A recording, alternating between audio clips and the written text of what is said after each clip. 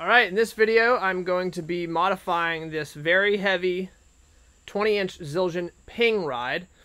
This cymbal is a special cymbal for me because this is the cymbal that I learned to play drums on. So I grew up into a musical family. My dad was a music minister, and when I was 10 or 11 years old I started playing drums and pretty quickly was put on the stage at church to play, and this is the cymbal I was playing on. So over 20 years ago, this is the very first cymbal I ever played, and so yeah, it's got a special place in my heart.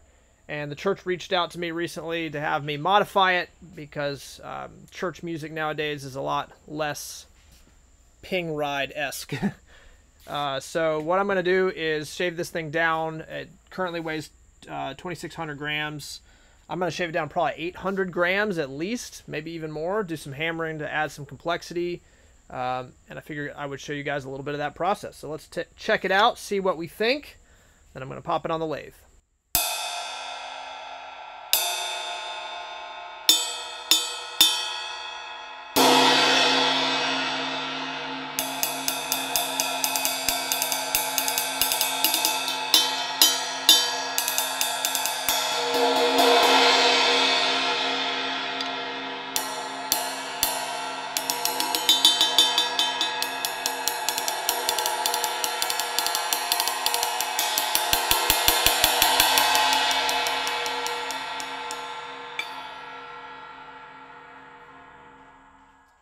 So as you can tell, the name is perfect. It's very pingy, very stick definition heavy.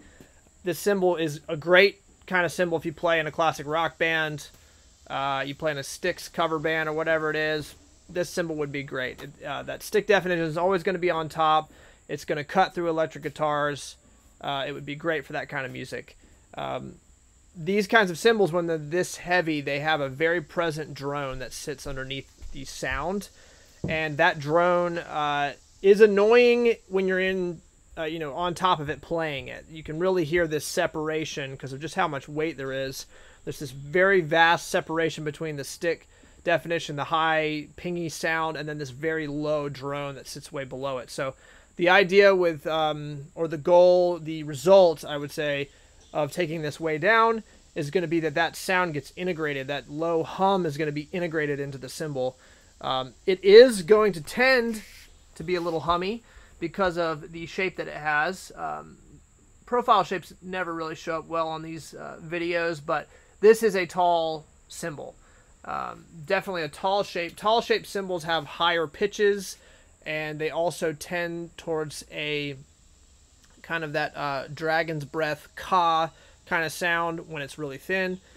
They have a definite vibe to them, and as you kind of go more umbrella in the shape, you start to lose some of the sibilance and the high frequency spread that the cymbal has, and the overall tone gets rounder, if that makes sense.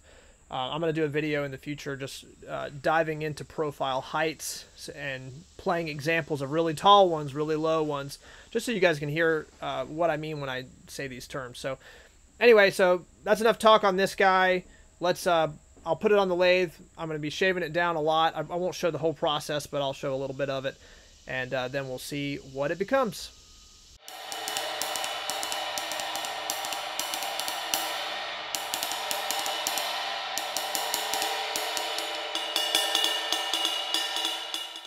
All right, so this should be pretty interesting. So I'm going to lathe from the edge up to the bell and listen for this chromatic note change thing that happens. This is common with machine-made cymbals. It does this very interesting thing when you lathe it. So check it out.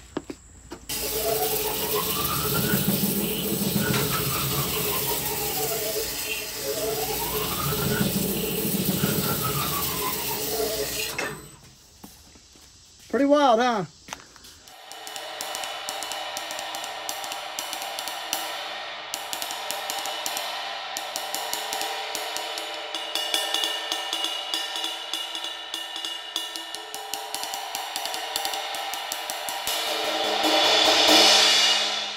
Alright, so after round one, the weight is 2,205 grams. So a little, removed a touch over 400 grams there. I'm not going to show the rest of the mod. but this is going to give you an idea kind of halfway through what it sounded like.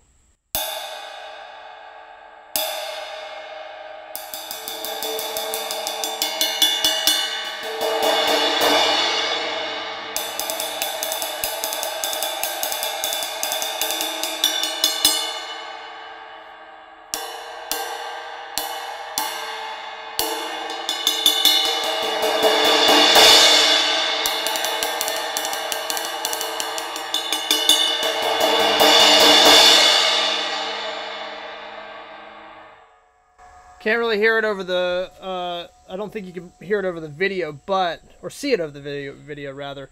It's flopping quite a bit at the edge, and that was because the last thing I did was work the underside. I was lathing the underside, putting a lot of pressure, and that's like detensioning the cymbal and making it kind of floppy. So right now, I don't like the feel of it because it feels really loose and kind of sloppy.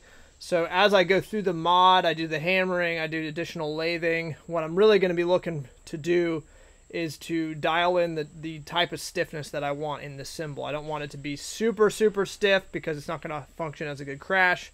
But I also don't want it to be super loose and floppy because that can cause weird things, makes the feel kind of odd, and it can cause some weird tones. So, all right, I'm going to get on the rest of the mod and I'll show you the end result. All right, the mod is complete. You can see it's got some hammer marks on it. Now I did a lot more lathing. The final weight is 1810 grams. 1810 grams. Let's check it out. You guys let me know what you think.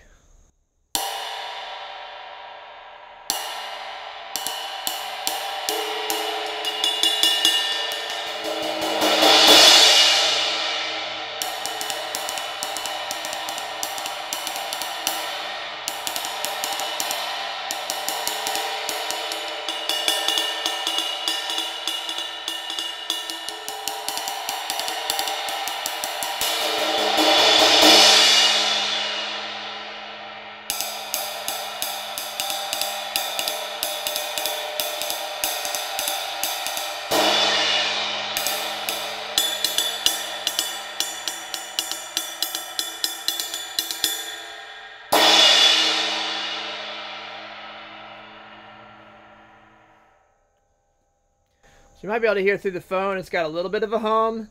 Again, that's just the profile size. It kind of there tend to be hums in these kinds of things regardless. So the hammering that I did definitely broke up what would have been much more prevalent hums.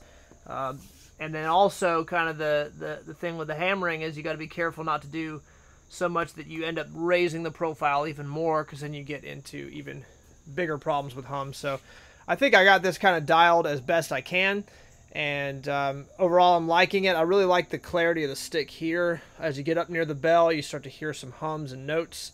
The bell itself is very crisp and cutting. I could probably shave it down a little bit, but it just gives you the option. Like you could see at the end there, I was playing it quietly and getting a mellow bell sound, but it also gives you the option to lay into it and get a really piercing sound that would cut. So I'm not going to adjust that bell.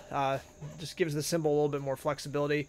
I also find that if you go too thin with the bell on a cymbal this tall, structured like this, it gets really ugly and just annoyingly uninspiring. So I think it's in a good spot, but I would love to know what you guys think. So drop a comment below, hit the subscribe and the bell if you want notifications, and keep an eye out for the next video.